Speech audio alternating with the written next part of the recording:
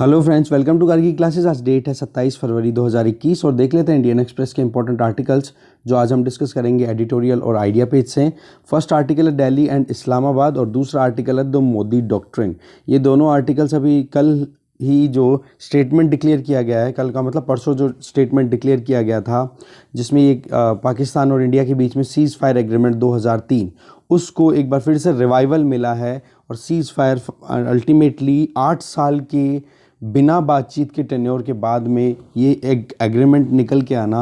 एक थोड़ा बहुत कह सकते हैं कि हाँ थॉइंग हो रही है, मतलब बर्फ़ पिघल रही है दोनों कंट्रीज़ के बीच में जो पूरी तनातनी हो रही थी वो लेकर के। तो इसमें इस वाले आर्टिकल में तो देखेंगे कि क्या बातचीत रही है, किस तरीके का प्रीवियस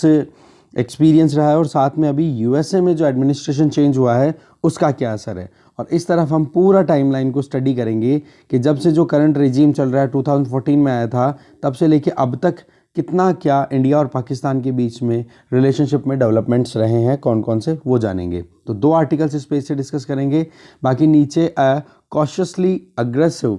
बी कॉशियसली अग्रेसिव, ये वाला आर्टिकल है। कोविड-19 का सेकंड जो फेज़ स्टार्ट होने वाला है 1 मार्च से, उसमें बताया जा रहा है कि 45 ईयर्स से ज़्यादा के जो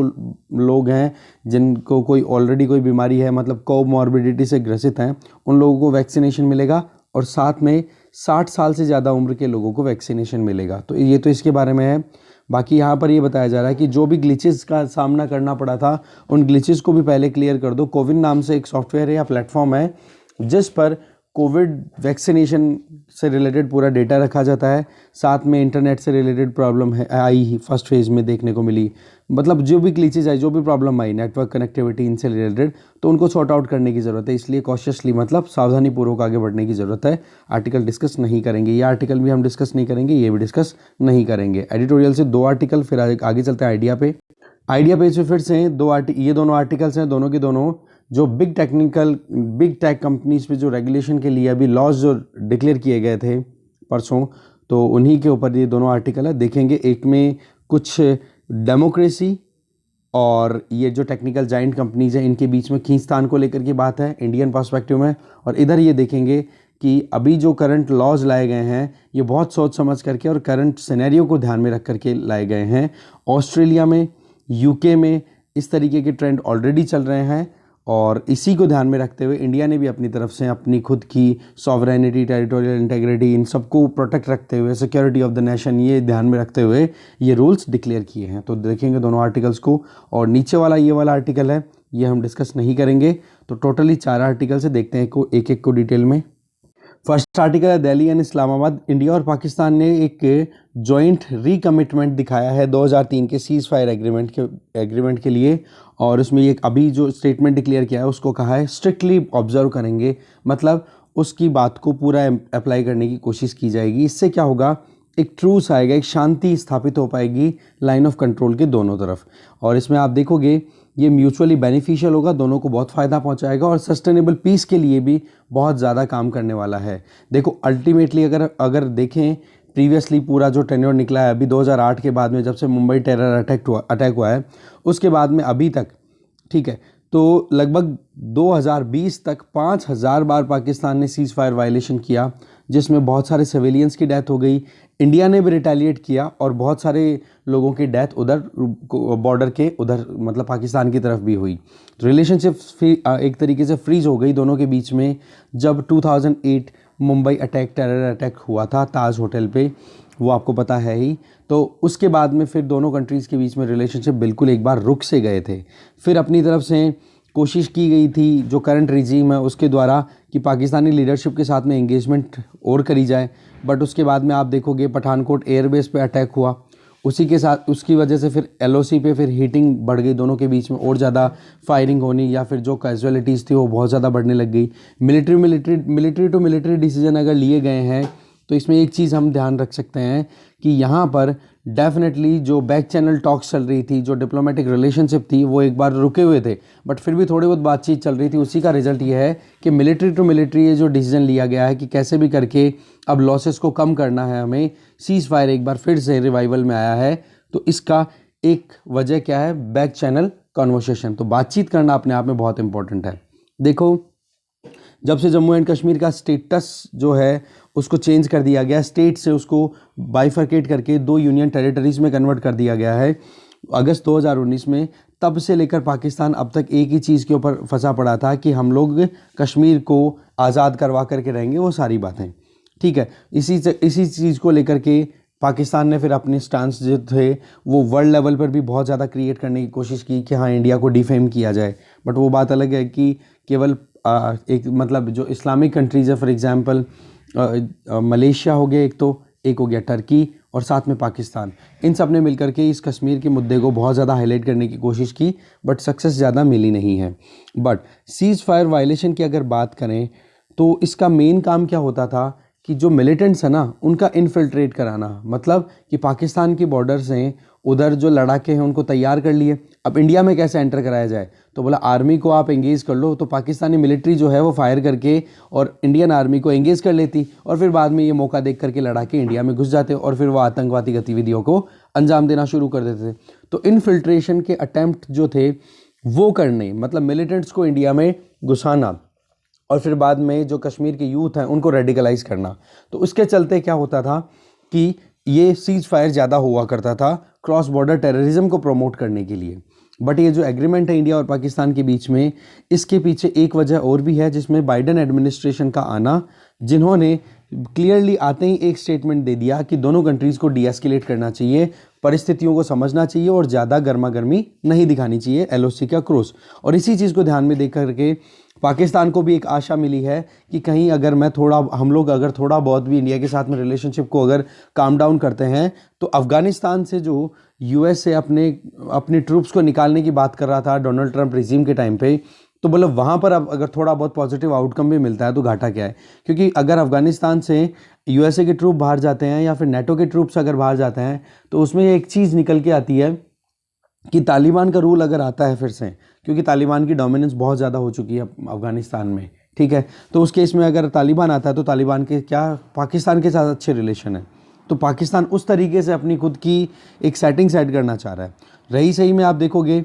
जो हमारे external affair minister S Jaishankar ji, उन्होंने चाइनीज़ काउंटर पार्ट वेंग यी, ठीक है, चाइना के जो फॉरेन एक्सटर्नल अफेयर मिनिस्टर हैं, उनसे बातचीत की। तो एक चीज़ इन्होंने बड़ी क्लियर कर दी कि अभी तक हमने देखा था कि 2 फ्रंट वॉर के लिए हमें रेडी रहना पड़ेगा, एक तरफ पाकिस्तान दूसरी तरफ चाइना। ये था सेल्फ टेलर्ड एक स्टेटमेंट, या हमने खुद को तैयार कर रखा था। बट अभी जो हमने सिचुएशन देखी कि जो डिसएंगेजमेंट देखा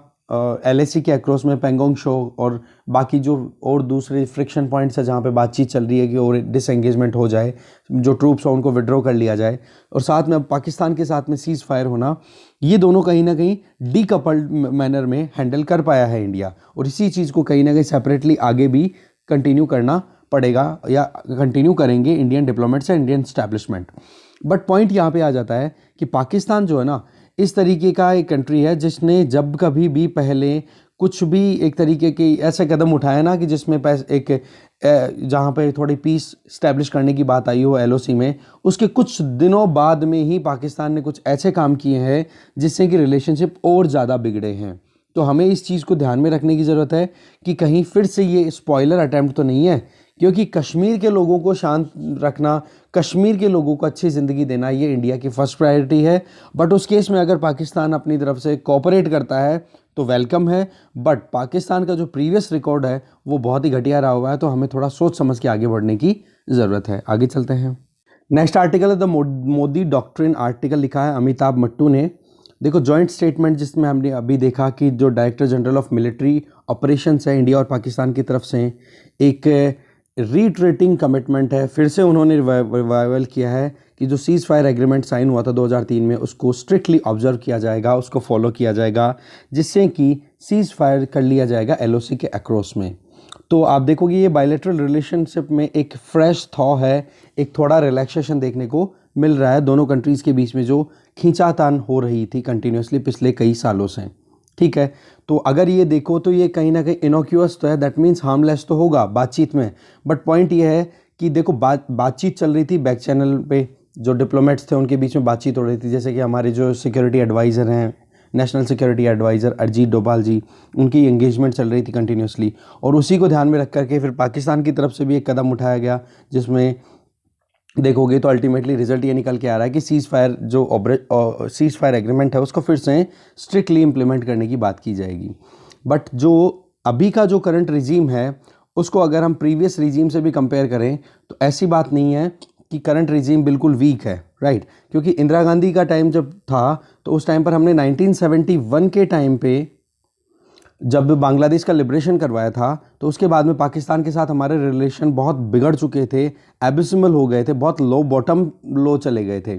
फिर उसके बाद में फिर भी उस टाइम पे इंदिरा गांधी ने अपनी तरफ से एक ऑप्शन दिखाया था कि कैसे भी करके पॉलिटिकल अथॉरिटी या डिप्लोमेटिक लेवल पे हम रीजनल पीस को प्रमोट करने के लिए साउथ एशियन रीजन में अगर पीस चाहते हैं तो दोनों कंट्रीज़ पाकिस्तान और इंडिया जो है वो फिर से एंगेज कर सकते हैं। तो इस तरीके से कम्युनिटी की सिक्योरिटी ध्यान में रखना जो कि साउथ एशिया है उसके लिए जैसे इंदिरा गांधी ने अपनी तरफ से कदम बढ़ाए थे, बोला करंट रिजीम भी उसी तरीके से है। क्योंकि आप प्रीवियस रिकॉर्ड उठा करके देखो, जब प्रधानमंत्री नरेंद्र मोदी नवाज शरीफ की ग्रैंड डॉटर की शादी में अचानक से जब वो काबुल से दिल्ली आ रहे थे तो बीच में उन्होंने एक स्टे लिया था। बट उसके बाद में रिजल्ट क्या मिला, उसके बाद में हमें उरी, पठानकोट इस तरीके के अटैक्स का सामना करना मिला। तो हमने उस टाइम पे बैक फायर भी किया, जवाब भी दिया। बालाकोट में जो जैसे मोहम्मद के कैंप चल रहे थे, मिलिटेंट ये जो टेररिस्ट ग्रुप है जिसके ग्रुप चल रहे थे, वहाँ पर एयर स्ट्राइक करवा दिया। और हमें पता है कि सर्जिकल स्ट्राइक भी कंडक्ट करवाई थी।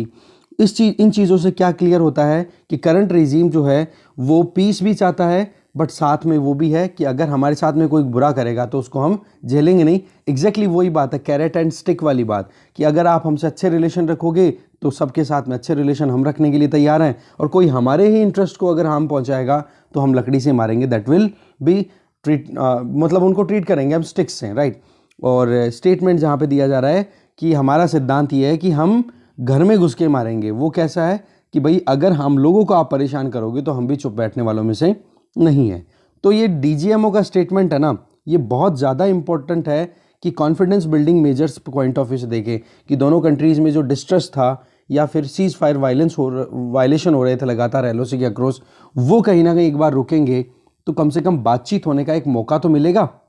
नहीं तो एलओसी के अक्रॉस में होता क्या था, जो कम्युनिटीज़ दोनों तरफ रह रही थी, पाकिस्तान की तरफ रहो चाहे इंडिया की तरफ रहो, उन कम्युनिटीज़ को, सिविलियंस को ज़्यादा प्रॉब्लम का सामना करना पड़ता था। अगर अब ये सीज फायर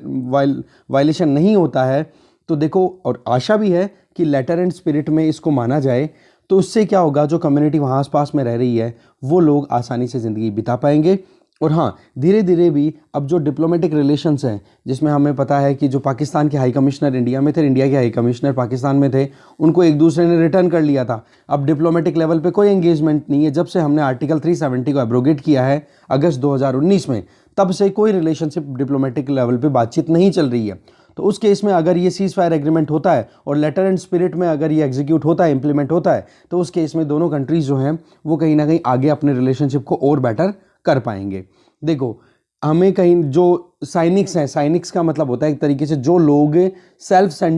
जो लोग सोचते हैं कि यहाँ पे जो इश्यू है, ये मुद्दा है, वो केवल सेल्फ सेंटर्ड है, उनको साइनिक बोला जाता है। तो दिल्ली का जो कमिटमेंट है इस सीज फायर के लिए, वो कहीं ना कहीं इस वजह से है कि बोले कि बाइडेन एडमिनिस्ट्रेशन की वजह से है। बट यहाँ पे पॉइंट ये है कि बाइडेन एडमिनिस्ट्रेशन का पॉइंट तो हमने प्रीवियसली देखा कि पाकिस्तान को एक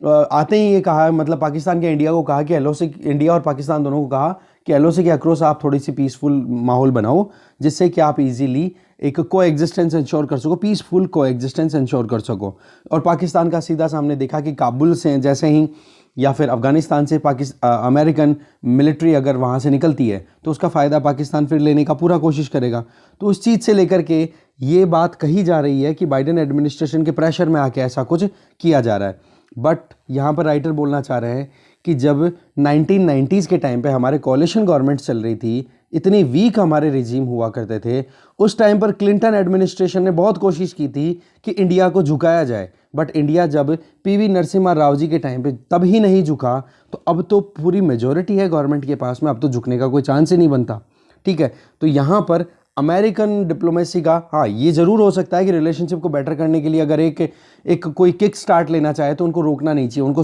प्रमोट ही करना चाहिए। बट इसका मतलब ये नहीं कि होल सोल की जो बाइडेन एडमिनिस्ट्रेशन ने आते ही प्रेशर लगा दिया, वो एग्जैक्टली नहीं है राइटर के अकॉर्डिंग। दूसरा, हमने ये भी तो देखा है ना कि करंट रिजीम ने किस तरीके से रिटेलिएट किया है जब भी कभी इंडिया की वीकनेसेस को समझ करके इस्लामाबाद की तरफ से अटैक्स हुए हैं, या फिर आतंकवादी गतिविधियां लगातार जम्मू एंड कश्मीर में, मतलब कैसे भी करके डिसरप्शन लाने की कोशिश की है इंडियन सिस्टम के अंदर, तो उसका जवाब अभी इस करंट रिजीम ने दिया भी तो है। तो बोलो उसी चीज़ से आप देखोगे पाकिस्तान को एक लेसन भी मिला है, और कहीं ना कहीं अब बायलैटरल रिलेशन को अगर रीबिल्ड करने की ज़रूरत है तो उनको अपने कमिटमेंट्स को फिर से रिमाइंड करने की ज़रूरत है, क्योंकि पीसफुल कोएग्जिस्टेंस तभी हो पाएगी जब आप एक दूसरे की टेरिटोरियल इंटीग्रिटी और जो सॉवरेनिटी है या फिर नेशनल सिक्योरिटी को ध्यान में रखो। ठीक है, तो अगर हम कॉन्फ्रंटेशनिस्ट कोर्स पे अगर चलते हैं, मतलब एक दूसरे की दुश्मनी पे ही आगे चलेंगे, तो ये चीज़ पॉसिबल हो नहीं पाएगी। और देखो दोनों कंट्रीज़ के इंटरेस्ट में ये बिल्कुल भी नहीं है। सबसे बेस्ट चीज़ तो क्या रहेगी, एक रॉबस्ट एंगेजमेंट रहे, दोनों के बीच में जो भी बातचीत हो रही है, जो एक लेटर पे आ गई बात, उसको स्पिरिट में भी इंप्लीमेंट होता हुआ देखें। देखो अगर सब कुछ ठीक चला जाता है तो हो सकता है कि बायलैटरल रिलेशनशिप का फ़ायदा सार्क समिट को भी मिले, जो कि 2016 के बाद में अभी तक नहीं हो पाई है, क्योंकि उस टाइम पे उरी अटैक करवा दिया था पाकिस्तान ने, और उस वजह से इंडिया ने बिल्कुल बाइकआउट कर दिया था सार्क को। और सार्क देखो 1985 से इस्टेब्लिश होया हुआ एक ऐसा ग्रुप है जो हमेशा कहीं ना कहीं इन दोनों कंट्रीज़ की राइवलरी के हत्थे चढ़ जाता है, और बाकी कंट्रीज़ को भी इसका फ़ायदा नहीं मिलता। मतलब वर्ल्ड में द मोस्ट डिसइंटीग्रेटेड रीजन अगर देखोगे तो साउथ एशिया को ही कंसिडर किया जाता है, और उसमें सबसे मेन बात जो है वो पाकिस्तान इंडिया की राइवलरी, और इन दोनों, ये दोनों क्या जोग्राफिकली बहुत बड़े हैं, पॉपुलेशन वाइज बहुत बड़े कंट्री है साउथ एशिया में, तो इस वजह से इनका असर, इनकी राइवलरी का असर इस ग्रुप पर भी पड़ता रहता है। अब देखने वाली बात यह है कि आने वाले टाइम पर जैसे ही अगर जैसे समिट हो अगर सार्क का, तो उसमें एक चीज़ तो क्लियर है कि जो इंडिया की नेबरहुड फर्स्ट पॉलिसी जो है ना, नेबरहुड फर्स्ट पॉलिसी, वो कहीं ना कहीं इसमें असर दिखाएगी। देखो होता क्या है, नेबरहुड फर्स्ट पॉलिसी में इंडिया ने अपनी तरफ से आते ही सबसे पहले डेडिकेट किया करंट रिजीम के बेसिस पे कि भाई हम सबसे पहले हमारे पड़ोसियों के साथ में एंगेज करेंगे, ज़्यादा से ज़्यादा उनके साथ में हम काम करेंगे, और उसका फिर खामियाजा इंडिया को भुगतना पड़ा। पाकिस्तान के साथ में तो कभी उरी अटैक, कभी पठानकोट अटैक, तो इस तरह, और सीज फायर वायलेशन लगातार हो रहे हैं, तो पाकिस्तान के साथ तो सेटलमेंट अच्छा नहीं हो पाया। बट दूसरे कंट्रीज़ में आप देखो, चाहे नेपाल हो, चाहे अभी बांग्लादेश की हम बात करेंगे, बांग्लादेश के साथ में अभी हमारे प्रधानमंत्री हैं, वो विजिट पे जाएंगे, वहाँ पर एक कॉम्प्रिहेंसिव इकोनॉमिक पार्टनरशिप का एग्रीमेंट भी साइन होगा। साथ में अभी जैसे ही कोविड-19 वैक्सीन इंडिया में अच्छे से डेवलप हो पाया, तो इंडिया ने सीधा से एक ही चीज़ कही कि बोला कि हम हमारे नेबर्स को free of cost vaccine available कराएंगे। तो इंडिया की सॉफ्ट पावर है ना, वो और ज़्यादा बढ़ गई है। तो यही चीज़ कहीं ना कहीं यहाँ पर रिकॉग्नाइज करने वाली बात है कि इंडिया जो है वो रेडी है। वही बात है, देखो आप एक हाथ बढ़ाओगे, हम दो हाथ बढ़ाएंगे, ये बात तो कही है किसने, इमरान खान ने, बट रियलिटी में एग्जीक्यूट कौन कर रहा है, इंडिया, राइट। दूसरी तरफ बांग्लादेश में हमारे जो प्रधानमंत्री की नेक्स्ट मंथ विजिट होने वाली है, उसमें वो एक कॉम्प्रिहेंसिव इकोनॉमिक कॉपरेशन एग्रीमेंट भी साइन करने वाले हैं। तो इस चीज़ से क्या चीज़ क्लियर हो रही है कि इंडिया अपने नेबर्स के साथ में अच्छी एंगेजमेंट रखना चाहता है, बट वही चीज़ है कि हमारे नेशनल इंटरेस्ट और हमारी सिक्योरिटी को कोई थ्रेट ना पहुंचाए। देखो दो पिलर होते हैं इंपॉर्टेंट अगर आप रिलेशनशिप की बात करो, एक तो कनेक्टिविटी, एक कोलैबोरेशन।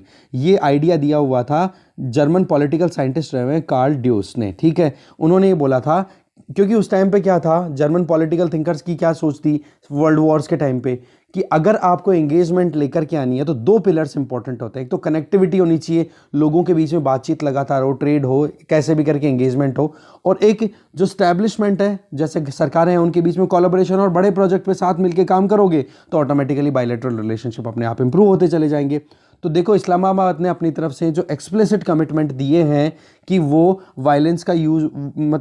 यूज़ नहीं करेंगे, तो इससे देखो जो पीसफुल कंस्ट्रक्ट एक तरह कैसे कह सकते हैं कि बहुत ही बढ़िया कंस्ट्रक्टफुल मैनर में काम करेंगे, तो साउथ एशिया की प्रॉस्पेरिटी, जो मेन पर्पज़ है सार्क का, वो अचीव किया जा सकता है। आज के 50 साल पहले जुलाई 1971 की बात है, जब अमेरिका के प्रेसिडेंट रिचर्ड निक्सन हुआ करते थे, उनके सेक्रेटरी ऑफ स्टेट हुआ करते थे हेनरी किसिंजर। उन्होंने अपनी तरफ से,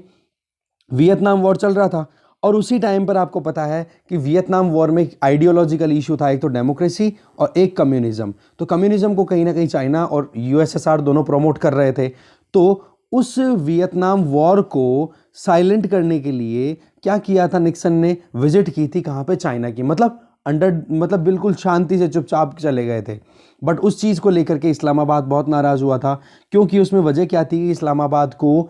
अमेरिका ने अपने हिसाब से यूज़ कर लिया और फिर अमेरिका ही फिर चाइना के विजिट पे चले जाता है, अमेरिका की जो डिप्लोमेट्स हैं वो वहाँ पे चले जाते हैं बातचीत करने के लिए। वो ही चीज़ अगर अभी देखें तो इस्लामाबाद की हिस्ट्री भी कहीं ना कहीं यही चीज़ है, मतलब हिस्ट्री से लर्न करनी चाहिए इस्लामाबाद को कि अगर एंगेजमेंट इंडिया के साथ में करनी है तो एंगेजमेंट इंडिया के साथ ही करे, चाइना के बेसिस पे ना चले। समझ रहे हो? पॉइंट यह है कि पाकिस्तान को अपने खुद के प्रिज्म से ही इंडिया के साथ रिलेशनशिप स्टैब्लिश करनी चाहिए, ना कि चाइनीज़ प्रिज्म से होती हुई। नहीं तो पहले यूएसए के प्रिज्म से होती हुई अपनी रिलेशनशिप बना रखी थी आसपास के देशों से, तो वैसे भी उस टाइम, और आज देखो यूएसए के साथ में बनती ही नहीं है। और यूएसए ने बिल्कुल डिस्कार्ड कर दिया पाकिस्तान को कि बोला हम लोगों ने आपको बिलियंस ऑफ डॉलर दे दिए, उसके बावजूद आप लोग अच्छे से काम नहीं कर रहे हो, टेररिज्म को कंट्रोल नहीं कर रहे हो, टेररिज्म को प्रमोट कर रहे हो और वो सारी चीज़ें। नेक्स्ट आर्टिकल पे चलते हैं। नेक्स्ट आर्टिकल है live now big India versus big tech. Bhaskar Chakravarti के द्वारा लिखा हुआ आर्टिकल है। देखो, अमेरिकन लॉ मेकर्स ने तो वॉशिंगटन डीसी में बहुत सारी बातें की है, मतलब केवल बातें कर कर के सोशल मीडिया को डराने की कोशिश की, बट उन्हीं के काउंटर पार्ट न्यू दिल्ली में जो बैठे हैं उन्होंने बिल्कुल टाइम ख़राब नहीं किया और जल्दी से रूल्स लेकर के आ गए सोशल मीडिया प्लेटफॉर्म्स को रेगुलेट करने के लिए, जिनके बारे में हमने प्रीवियस वीडियोज़ में कल का जो शाम का जो वीडियो डाला था जिसमें न्यूज़ एंड एक्सप्लेन पेज को हम डिस्कस करते हैं, उसमें भी पूरा डिटेल में देखा था, और सुबह वाला जो एडिटोरियल था उसमें भी डिटेल में देख लिया था कि क्या उसके रेपरकशंस हैं, क्या उसके साइड इफ़ेक्ट्स हैं। ठीक है, तो बोला इंडिया ने बिल्कुल भी टाइम नहीं लगाया इन सोशल मीडिया प्लेटफॉर्म्स की रिस्पॉन्सिबिलिटी और अकाउंटेबिलिटी को फिक्स करने में, जबकि उधर आप देखोगे लगातार अभी बातचीत ही हो रही है। अब चाहे ग्रेटा थनबर्ग कुछ अपनी इश्यूज़ को लेकर के प्लेटफॉर्म पे कहीं शेयर करे तो उसकी भी अकाउंटेबिलिटी उन्हीं प्लेटफॉर्म्स की रहेगी, सोशल मीडिया प्लेटफॉर्म्स की रहेगी, या फिर कोई पोर्नोग्राफी को प्रमोट कर रहा है या कोई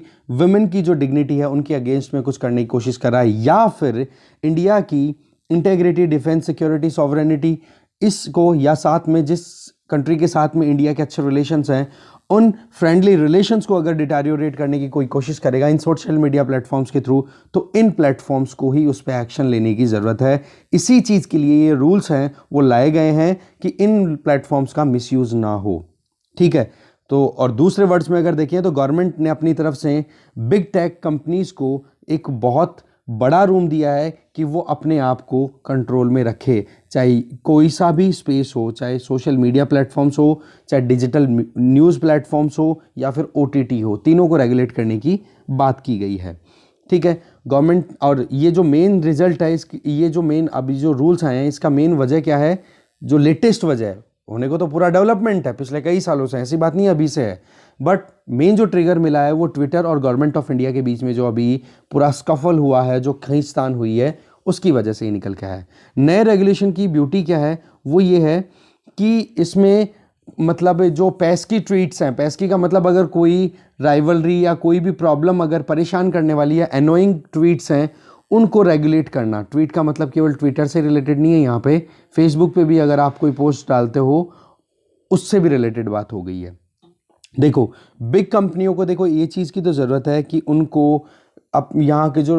लॉ ऑफ द लैंड है उनको फॉलो करना बहुत ज़्यादा ज़रूरी होता है। अगर वो फॉलो नहीं करेंगे तो ग्लोबलाइजेशन का तो वैसे हमें पता ही है सबसे ज़्यादा फ़ायदा किसको हुआ है, एमएनसीज़ को, और वो भी एमएनसीज़ पर्टिकुलरली कौन सी, जो इन डिजिटल प्लेटफॉर्म्स में चल रही हैं, जिनमें आप अमेज़ॉन की बात करो, चाहे आप गूगल की बात करो, चाहे फेसबुक की बात करो, किसी भी कंपनी की बात करो, इनको बहुत बेनिफिट हुआ है। और आज आप देखोगे इंडिया में कितने मिलियंस या फिर बिलियंस जो हैं यूज़र्स अवेलेबल हैं, इन यूज़र्स का कहीं थ्रेट भी तो है और कहीं पर सपोर्ट भी है। कहने का मतलब अगर गवर्नमेंट जो है वो इन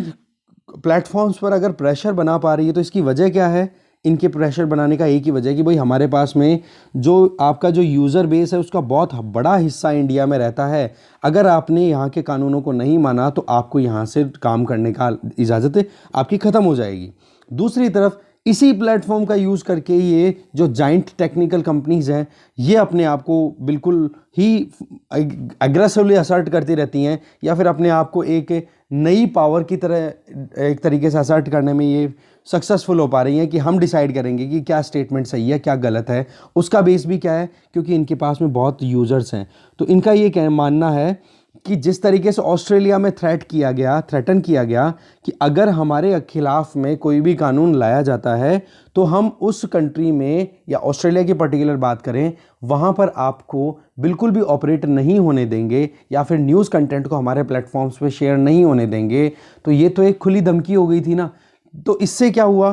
कि एक चीज़ तो क्लियर हो गई कि ये प्लेटफॉर्म जो हैं वो अपना बेस क्रिएट करने के बाद में फिर गवर्नमेंट्स को थ्रेटन करने की कोशिश कर रहे हैं। बट पॉइंट यहाँ पे ये आ जाता है कि जिस डेमोक्रेसी के बेसिस पे या डिस डेमोक्रेटिक मैनर में जो इलेक्टेड गवर्नमेंट है वो क्या प्योर है, वो क्या एकदम 100% अपनी जो कमिटमेंट्स हैं उनके हिसाब से काम कर रही है, या फिर गवर्नमेंट भी अपने खुद के इंटरेस्ट को फुलफिल करने के लिए इन बिग जाइंट कंपनीज पे लगाम लगाने चाह रही है। देखो, झूठ, अनट्रुथ, मिस इन्फॉर्मेशन या डिसइन्फॉर्मेशन, ये तो चीज़ें बहुत बड़ा मतलब कारण बन रही हैं। फेक न्यूज़ जिसको बोलते हैं हम, या गलत तरीके से कोई भी प्रोपेगेंडा कोई आगे एक्सपेंड करना चाह रहा है अपना, इन चीज़ों का सामना तो देखो यूएसए भी कर रहा है, तो ऑस्ट्रेलिया भी कर रहा है, तो वेस्टर्न कंट्रीज़ में आप देखो यूरोपियन कंट्रीज़ भी कर रहे हैं, तो इंडिया भी कर रहा है। तो ये सब लोग सभी कंट्रीज़ में कहीं ना कहीं ये जो सोशल मीडिया प्लेटफॉर्म्स हैं इनको लगाम लगाने के लिए, इनको रोकने के लिए,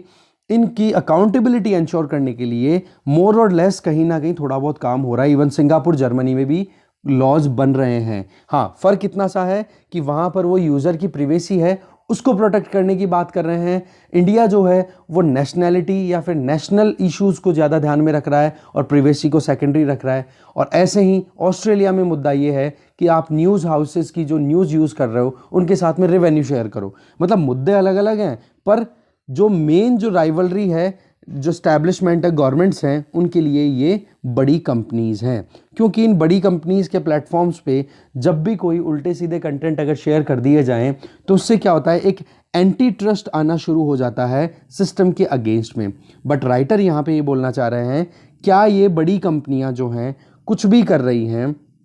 और इन बड़ी कंपनियों को रोकने के लिए बड़ी गवर्नमेंट्स जो हैं वो अगर कानून लेकर के आ रही हैं और ये कहती हैं कि यहाँ पर अगर डेमोक्रेटिक मैनर में इलेक्टेड गवर्नमेंट का ही रूल नहीं चले तो फिर बाद में बिग टेक्नोलॉजी कंपनीज का कैसे चल सकता है। कहने का मतलब दोनों में से सुपीरियर कौन? तो राइटर यहाँ पे 3 आर्ग्यूमेंट दे रहे हैं, उन 3 आर्ग्यूमेंट को हम समझते हैं। फर्स्ट आर्ग्यूमेंट तो ये है कि गवर्नमेंट इंटरवेंशन क्यों करती है, कि उनका ये समझना है, गवर्नमेंट ये मानती है, इनका प्रजम्पशन ये होता है कि कॉमर्शियल कंपनीज जो हैं वो कोई भी ऑफेंसिव स्पीच को जल्दी से अपने प्लेटफॉर्म से नहीं हटाना चाहेंगी। इसकी वजह बोले कि कोई भी ऑफेंसिव स्पीच या स्टेटमेंट होगा ना तो वो जल्दी से वायरल होगा, और वायरल होने से फिर इनको बहुत ज़्यादा इनकम होगी, ज़्यादा से ज़्यादा डेटा डेवलप हो पाएगा और ज़्यादा से ज़्यादा एडवर्टाइजिंग रेवेन्यू इनको मिल पाएगी। तो इस चीज़ से देखो तो यहाँ पर गवर्नमेंट का इंटरवेंशन बन जाता है। बट बिग टेक कंपनीज के प्रोपोनेंट्स हैं या फिर उनका फेवर करने वाले लोग हैं, वो ये कहेंगे कि देखो इस तरीके के जब कंटेंट आ जाता है ना, जो ऑफेंसिव कंटेंट है, वो अगर सिस्टम में अगर काम करते हैं, उनको शेयर किया जाता है तो सिस्टम में स्मार्टनेस आती है। उससे क्या होगा, बोला आने वाले टाइम के लिए हम रोबस्ट सिस्टम को डेवलप कर सकें। तो कहने का मतलब ये हो गया कि ये जो बिग टेक कंपनीज हैं ये सेल्फ इंटरेस्ट को ध्यान में रख कर के इन पोस्ट को ख़त्म नहीं करना चाहती हैं। साथ में ये जो बिग टेक कंपनीज हैं या फिर जो भी बड़ी कंपनियां काम कर रही हैं, इनमें इनका 3 मॉडर्न टाइम पे अगर देखें तो 3 क्रिटिकल लेवल होते हैं जिनके ऊपर ये ज़्यादा ध्यान देते हैं। एक तो देखो डेटा, इनके पास में डेटा कलेक्शन हो जाए, एक अटेंशन लेना, और एक होता है पॉपुलर नैरेटिव कि पब्लिक का नरेशन किधर है। और इसी चीज़ को लेकर के अभी गवर्नमेंट और इन बिग जाइंट कंपनीज के बीच में खींचतान चल रही है। तो पहला आर्ग्यूमेंट क्लियर हो गया होगा। दूसरा आर्ग्यूमेंट क्या है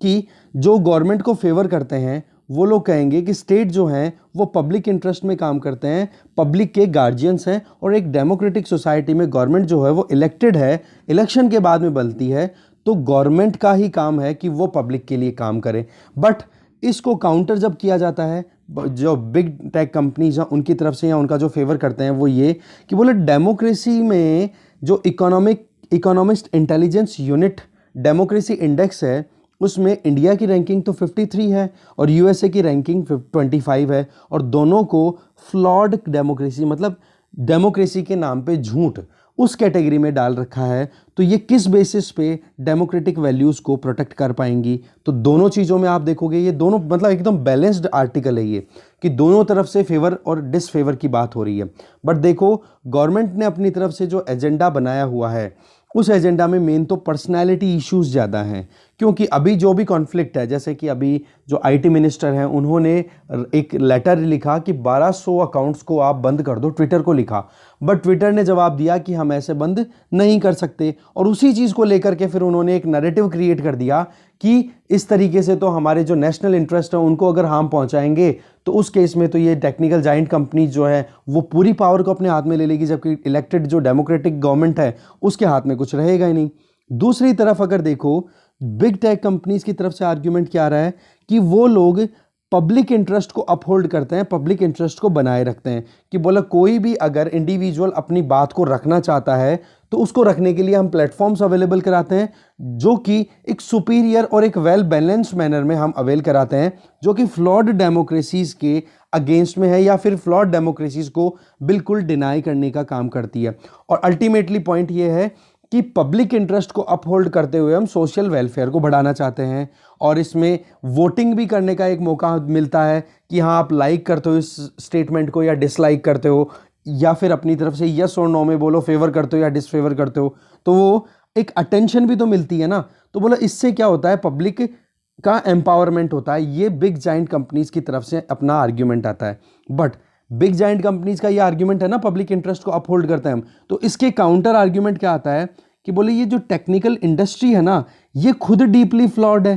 कि यहाँ पर क्लैरिटी थोड़े ना है, यहाँ पर ट्रांसपेरेंसी नहीं है, यहाँ पर ये लोग किस मैसेज को, किस पर्टिकुलर इंडिविजुअल के, किसी एक बंदे के स्टेटमेंट को किसको तो फेवर करेंगे, किसको ओपोज करेंगे। वही बात डोनाल्ड ट्रंप वाली, कि डोनाल्ड ट्रंप जब तक सही थे, मतलब प्रेसिडेंट थे, तब तक सही थे, तब तक तो उनके स्टेटमेंट्स को, उनके ट्वीट्स को बहुत प्रमोट किया गया। और जैसे ही उनका पता पड़ा कि अब Donald Trump is no more a president of USA, तो उस केस में उन्होंने डोनाल्ड ट्रंप का अकाउंट ही बंद कर दिया। तो वो भी तो फ्लॉड ही है ना, वो भी तो झूठी साबित हो रही है इस केस में। तो बोले इस पर भी बहुत बड़ा सवाल उठता है। यहाँ पर एक डिस्पैरिटी दिखाई देती है कि एक बैलेंस मैनर में ये ट्रीटमेंट नहीं प्रोवाइड करते हैं। तो दो पर्सपेक्टिव बिल्कुल क्लियर है आपके। थर्ड पर्सपेक्टिव में अगर हम देखें,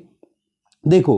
कि मैटर आ गया कि ट्रू अपहोल्डर कौन है, कि सच में पब्लिक इंटरेस्ट का ध्यान कौन रखता है। तो बेसिकली अगर हम देखें, जो ये स्ट्रगल चल रही है ना बिग कंपनीज और बिग गवर्नमेंट्स के बीच में, ये डिटरमाइन कर रहा है कि केवल और केवल बार्गेनिंग पावर किसके पास में ज़्यादा है। गवर्नमेंट के पास में ज़्यादा है तो उसी को ट्रू अपहोल्डर, मतलब एक रिलेटिवली चेकिंग की जाएगी। एब्सोल्यूट मैनर में तो दोनों फ्लॉड साबित हो रही हैं, ये आपके पास में भी आर्ग्यूमेंट्स हैं। बट बार्गेनिंग मैनर में अगर देखो, दोनों को अगर टेबल पे लाया जाए तो रिलेटिवली किसके पास में ज़्यादा पावर है, वो एक अपने आप में डिसाइडिंग फैक्टर रहेगा। तो इस टाइम पे अगर ये जो प्लेटफॉर्म्स हैं, ये क्या इस चीज़ को लेकर के एबल हैं, कैपेबल हैं, जिससे कि ये जितना भी एनॉर्मस यूज़र प्लेटफॉर्म बना हुआ है इंडिया में या फिर थ्रू आउट वर्ल्ड, वो अगर अपने हिसाब से सही से काम कर पाएँ। क्योंकि अभी सबसे बड़ी प्रॉब्लम क्या है, देखो डेमोक्रेसी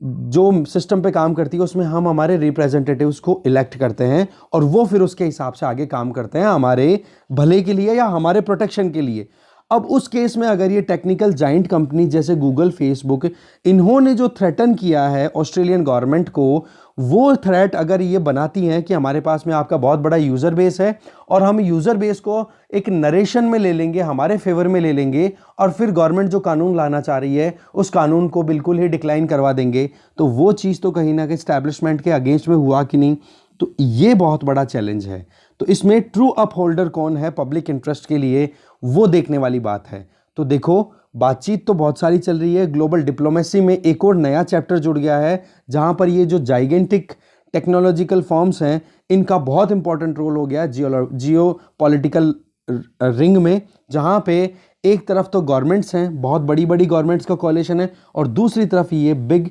टेक्निकल कंपनीज है। देखो, एक चीज़ तो क्लियर है कि इंडिया में जब टिकटॉक जैसी फेमस एप्लीकेशन को ही बैन किया जा सकता है, तो इस केस में तो अभी ट्विटर जैसे अकाउंट, ट्विटर को भी तो सीधा यही तो कहा है कि अगर आप लॉ ऑफ लैंड को नहीं फॉलो करोगे, हमारे कॉन्स्टिट्यूशनल प्रोविजंस को नहीं ध्यान में रखोगे, हमारे दिए हुए जो आपको एक तरीके से एग्रीमेंट्स हैं उनको फॉलो प्रॉपरली नहीं करोगे, या फिर जो स्टैब्लिशमेंट है उसकी प्रोटेक्शन पे ध्यान नहीं दोगे, या नेशनल इंटरेस्ट में काम नहीं करोगे, तो फिर बाद में ट्विटर को बंद होने में टाइम थोड़े ना लगेगा। बट वही बात है, फिर वहाँ पर जो पर्सनैलिटी कल्ट अभी चल रहा है उस पर भी तो थोड़ा सा दब्बा लग ही सकता है। खैर ये कंटेंट इतना काम का नहीं है, बट पॉइंट इतना सही है कि तीनों के 3 पॉइंट हमारे पास में ऐसे हैं जिन 3 पॉइंट के बेसिस पे एक क्लैरिटी बनाने में हमें थोड़ी हेल्प मिल सकती है कि इन दोनों में कौन सा ठीक है और किसकी ज़्यादा सुपीरियर बात चलनी चाहिए। और बाकी देखो टाइम के साथ साथ में चीज़ें डेवलप होंगी। अब रूल्स अभी डिक्लेयर हुए हैं, ट्विटर ने कहा है कि नो कमेंट, फेसबुक ने ये कहा है कि गाइडलाइंस को हम रीड आउट करेंगे, फिर उसके हिसाब से आगे बात करेंगे। ये अभी करंट स्टेटस है इन दोनों का। आगे चलते हैं। नेक्स्ट आर्टिकल भी सेम कंटेंट से रिलेटेड है, no tax free for all. Article लिखा है ए सूर्य प्रकाश ने। देखो यूनियन गवर्नमेंट ने अभी सोशल मीडिया या फिर न्यू मीडिया जिसको बोला जा रहा है, न्यू मीडिया भी बोला जा रहा है, ध्यान रखना आप। ये जो नाम आ रहा है ना आर्टिकल्स में, अलग अलग डिफरेंट नेम्स, इन्हीं पे बेस कई बार क्वेश्चन आ जाता है, मतलब इनका नाम यूज़ कर लेते हैं और आपको वहाँ पे डिकोड करने में प्रॉब्लम आती है मेंस में, ठीक है ना। तो न्यू मीडिया लिखा हुआ है तो आप समझ जाओ digital media, news houses, OTT, ये सारे आ गए इसमें इंक्लूडेड। तो बोला कि एक बैलेंस करने के लिए एक रेगुलेशन की ज़रूरत थी। इन जो भी ऑब्निक्सियस या आप कहोगे कि ऑब्नॉक्सियस या अनप्लीजेंट कंटेंट जो इन पे शेयर किए जाते हैं, जो कि वायलेंस को या वल्गैरिटी को प्रमोट कर रहे हैं, या जो कॉन्स्टिट्यूशनल वैल्यूज़ को कहीं ना कहीं साइडलाइन करते चले जा रहे हैं, और ये कहते हैं कि freedom of speech and expression को ध्यान में रखते हुए हम एक ऐसा प्लेटफॉर्म प्रोवाइड कर रहे हैं जहाँ पे कोई भी अपनी जो फंडामेंटल राइट्स हैं उनको एक्सप्रेस कर सकता है, यूटिलाइज कर सकता है। तो बोला यहाँ पर एक इम्बैलेंस था, उसको टैकल करने के लिए जो कानून लाए गए हैं, ये जो रूल्स लाए गए हैं, ये बहुत सही टाइम पे लाए गए हैं। आज अगर जो डिजिटल मीडिया है, डिजिटल मीडिया में भी पर्टिकुलर बात करें, न्यूज़ मीडिया है, डिजिटल न्यूज़ मीडिया, उनको टेलीविज़न न्यूज़ मीडिया के लेवल से ही उनको रेगुलेट करने की बात की गई है, जैसे कि प्रेस काउंसिल एक्ट या फिर cable television network regulation rules 1994। इन दोनों के एम्बिट में ही जो करंट जो डिजिटल न्यूज़ प्लेटफॉर्म्स हैं या फिर OTTs हैं, उनको इसके अंडर में ही ला दिया गया है। देखो OTTs को फिर भी एक ऑप्शन दिया है कि आप एक सेल्फ रेगुलेटेड मैनर में काम कर सकते हो, जिसमें एक 3 टियर सिस्टम बनाया जाएगा। 3 टियर सिस्टम में आप देखोगे तो तीन टियर पे कौन कौन होंगे। नंबर 1 पब्लिशर, जो पब्लिश करने वाला है वो एक सेल्फ रेगुलेटिंग बॉडी होगी, 2 तो ये हो गया, और तीसरा हो गई कि गवर्नमेंट की तरफ से एक ओवरसाइट कमेटी भी स्टैब्लिश की जाएगी। तो ऐसे करके ये 3 टियर जो सिस्टम बनेगा वो काम करेगा इन OTT प्लेटफॉर्म्स पर जो भी कंटेंट शेयर हो रहा है उस कंटेंट को कैटेगराइज करने के लिए। क्योंकि हमने कल देखा था जो शाम वाला वीडियो था उसमें कैटेगराइजेशन कि OTT पे ओवर द टॉप जो भी प्लेटफॉर्म्स हैं उन पे जो भी कंटेंट शेयर किया जाएगा उसको 5 एज कैटेगरीज में डिवाइड किया जाएगा, और उसमें बहुत सारे और भी प्रोविजंस किए थे। अगर आपने शाम वाला वीडियो नहीं देखा है तो प्लेलिस्ट में वीडियो वाले सेक्शन में जाकर के कल वाला देख लो आप, है ना, 26 फरवरी वाला। तो इससे क्या होगा, देखो सेल्फ रेगुलेशन से तो इनको, और सेल्फ रेगुलेटिंग बॉडी जो होगी ना उसमें जो हेड होंगे वो एक रिटायर्ड जज होंगे, चाहे वो सुप्रीम कोर्ट के हो चाहे हाई कोर्ट के हो। तो कहने का, और एक ग्रीवांस रिड्रेसल के लिए भी मैकेनिज्म की बात की जा रही है कि जो यूजर्स हैं उन लोगों को अगर कोई परेशानी हो रही है और वो अगर अपनी ग्रीवांसेज, अपनी पीड़ा को अगर वो रजिस्टर करवाते हैं तो 24 घंटे के अंदर अंदर तो ग्रीवांस रिड्रेसल ऑफिसर को एक्नॉलेज करना पड़ेगा कि हाँ आपकी रिक्वेस्ट हमारे पास आ गई, और 15 दिन के अंदर अंदर टाइम बाउंड मैनर में उस प्रॉब्लम को सॉर्ट आउट करने की ज़रूरत भी है। तो ये सारी चीज़ें क्लियर कर दी गई हैं अभी के जो रूल्स हैं उनके द्वारा। साथ में अभी तक जो ट्रेडिशनल मेथड में जो भी प्रेस थी या फिर न्यूज़ हाउसेस थे या जो टेलीविज़न प्लेटफॉर्म्स थे, उन पर तो देखो इंडियन पीनल कोड का कहीं ना कहीं एप्लीकेशन था कि वहाँ पर अगर कोई भी वायलेशन होता है रूल्स का, रेगुलेशंस का, या फिर कोई भी कम्युनिटी में एनिमिटी फैलाने का काम कर रहा है, कोई भी कंटेंट, या फिर किसी को डिफेम करने की बात कर रहे हैं, तो वहाँ पर इंडियन पीनल कोड के बेसिस पे पनिशमेंट दिया जा सकता था। बट ये जो प्लेटफॉर्म्स है, जो नए न्यू मीडिया है या जो न्यू जो हाउसेज हैं, एक तरीके से न्यूज़ मीडिया हाउसेज, OTT और ये सारे जो सोशल मीडिया प्लेटफॉर्म्स हैं, बोला इनको IPC के अंडर में लाना बहुत ज़रूरी था, क्योंकि इस तरीके के बिहेवियर जो इन्होंने अभी शो किए हैं, एक तो बायसनेस इनके बिहेवियर में, और दूसरा कंटेंट जो गलत है नेशनल इश्यूज़ को ध्यान में ना रख करके वो अगर शेयर किए जा रहे हैं और उनको अगर आप इग्नोर कर दोगे तो फिर बाद में कैसे एक कंट्री अपने आप में एक स्टेबल वे में काम कर पाएगा। देखो वल्गर कमेंट भी बहुत सारे आते हैं इन सोशल मीडिया प्लेटफॉर्म्स पे, तो साइबर स्पेस को भी इन आईपीसी मतलब इंडियन पीनल कोड के अंडर में लाना बहुत ज़रूरी। कहने का मतलब साइबर स्पेस में भी ये कंटेंट इतना जो कुछ भी शेयर हो रहा है, और आज ये रियलिटी है डिजिटल वर्ल्ड, ठीक है, तो वहाँ पर अगर कोई भी ऑफेंस फैला रहा है, कहीं पर भी दुश्मनी फैलाने की बात कर रहा है, सॉवरेनिटी, इंटेग्रिटी, टेरिटोरियल यूनिटी, इन सारी चीज़ों को अगर कहीं पर भी थ्रेट पहुँच रहा है तो उसको वहाँ पर सज़ा मिलनी चाहिए, अकाउंटेबिलिटी फिक्स होनी चाहिए। ओवर द टॉप प्लेयर्स जो हैं उनको रेगुलेट करने के लिए ऑस्ट्रेलिया में भी कानून आ चुका है, जिसमें Australian code of the practice of disinformation and miss information, इसके बेसिस पे क्या है कि इन प्लेटफॉर्म्स पे अगर कोई भी गलत या फेक न्यूज़ को अगर फैलाने की कोशिश करता है तो वहाँ पर उस पर लगाम लगाई जाएगी। और इस चीज़ को एक्सेप्ट भी किया गया है डिजिटल इंडस्ट्री ग्रुप के द्वारा। कहने का मतलब कि जो डिजिटल इंडस्ट्री के जो प्लेयर्स हैं उन्हीं को बोल दिया कि आप अपने लिए खुद से कानून बनाओ। जैसे कि प्रेस काउंसिल ऑफ इंडिया जो है, इसमें क्या है, न्यूज़पेपर्स जो हैं रिलीज़ करने वाले जो लोग हैं उन्हीं का ग्रुप है और उन्होंने इसको एस्टैब्लिश किया हुआ है। इससे क्या होता है कि सेल्फ रेगुलेटेड मैनर में अगर काम करते हैं तो प्रेस की इंडिपेंडेंस भी मेंटेन रहती है और वो एक कोड ऑफ एथिक्स को भी फॉलो करते हैं, तो कंट्री में एक माहौल भी सही बना रहता है और एक बैलेंस मैनर में उनका रेगुलेशन हो सकता है। ऐसे ही ऑस्ट्रेलिया में कम्युनिकेशन एंड मीडिया अथॉरिटी उसने वेलकम किया है 2/3 ऑफ द ऑस्ट्रेलियंस ने जब एक तरीके से फेक न्यूज़ को इंटरनेट पे जो फैल रही है उसको ख़त्म करने के लिए जो काम किया है। और ये जो रिस्पॉन्स था ये किसके बेसिस पे था, एक सेल्फ रेगुलेटरी कोड डेवलप करना, ठीक है, Australian communication and media authority के द्वारा। तो ये जो चीज़ है ये इंडिया भी अपनी तरफ से लर्न कर सकता है और वही चीज़ ध्यान में रख करके इंटरनेशनल एक्सपीरियंसेस को ध्यान में रख करके ही ये रूल्स रिलीज किए गए हैं। ऐसे ही यूनाइटेड किंगडम में भी जो गवर्नमेंट है वो इन ऑनलाइन कंपनीज को रिस्पॉन्सिबल बनाना चाह रही हैं कि अगर आपके प्लेटफॉर्म पे कोई भी हार्मफुल कंटेंट शेयर किया जाता है तो आप उसको रिमूव करो, या फिर अगर आप उसको रिमूव नहीं करते हो तो आपको फिर पनिशमेंट का सामना करना पड़ेगा। जैसे कि हमने कल देखा था कि एग्जीक्यूटिव्स जो हैं उनको सज़ा मिलती है फिर अगर वो सही टाइम पे सही कदम नहीं उठाते हैं तो ये चीज़ तो यूके में भी चल रही है। इसके अलावा दूसरे जो कंट्रीज़ हैं वहाँ के एक्सपीरियंस है, जर्मनी की, सिंगापुर की, वहाँ की हमने कल ऑलरेडी बात ही की थी। इसके अलावा अभी जो ये रिलीज़ किए गए हैं लॉज, ये रिलीज़ करने वाले इंडिविजुअल्स कौन हैं, यहाँ पे थोड़ा सा आप गवर्नमेंट को डिफेंड करने की बात आ रही है। ये चीज़ आप वैसे आंसर राइटिंग में काम नहीं आ सकती बट थोड़ा सा बस जान लो कि रविशंकर प्रसाद और प्रकाश जावड़ेकर, बोला इमरजेंसी टाइम पर इन लोगों ने जो सेकंड फ्रीडम स्ट्रगल बोला जाता है, इमरजेंसी टाइम पर जो फाइट की गई थी, तो बोलो उस टाइम पर उन्होंने freedom of expression and speech के लिए ही फाइट की थी। वो क्या 1970s का टाइम भूल गए, इंदिरा गांधी का रिजीम भूल गए कि जब उन्होंने